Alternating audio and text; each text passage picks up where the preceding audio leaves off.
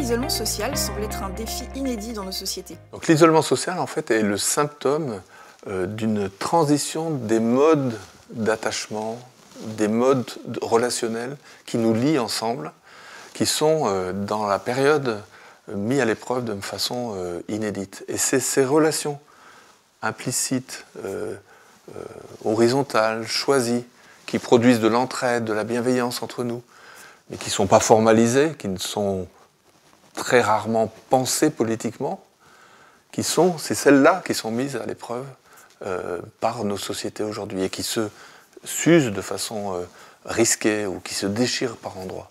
Et c'est ce terreau relationnel qui, j'allais dire, est le socle de notre concorde, qui est mise à l'épreuve d'une façon inédite dans nos sociétés contemporaines. Et donc l'isolement social nous invite à une vision écologique de la question sociale.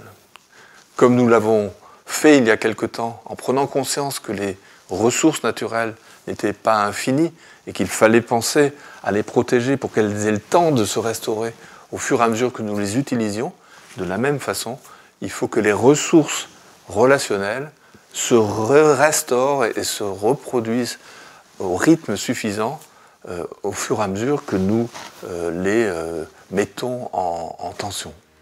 Que peut-on en déduire quant aux actions d'accompagnement ? Cette vision, j'allais dire écologique de la question sociale, oblige à changer un peu de perspective. D'abord, on a l'habitude de dire qu'on met la personne au centre des préoccupations des acteurs lorsqu'on veut, j'allais dire, accompagner une personne vulnérable. Et cette vision oblige à mettre la personne avec son écosystème relationnel au centre de nos préoccupations. Le deuxième élément, c'est que on ne peut pas résoudre, j'allais dire, ou en tout cas apporter aux personnes qui souffrent de difficultés des solutions exclusivement dans l'accompagnement individuel et professionnel, en fait.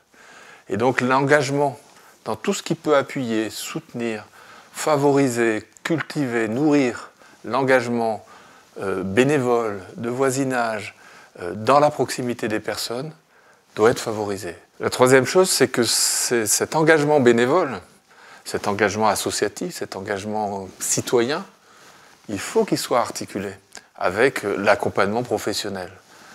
Parce que c'est une complémentarité qu'il faut travailler. Ça ne se fait pas naturellement. Et puis enfin, ce que nous invite à faire de façon importante cette situation d'isolement social, c'est de travailler à tous les espaces de coopération entre acteurs, les communautés de projets, ce qui crée en fait du collectif d'engagement. Aussi bien au niveau, j'allais dire, des bénévoles, où on parle d'équipes citoyennes, on parle de groupes, d'équipes associatives, de collectifs, où là, les acteurs, les citoyens vont trouver dans ce mode collectif d'engagement des modes de coopération qui sont très très favorables et propices à la lutte contre l'isolement.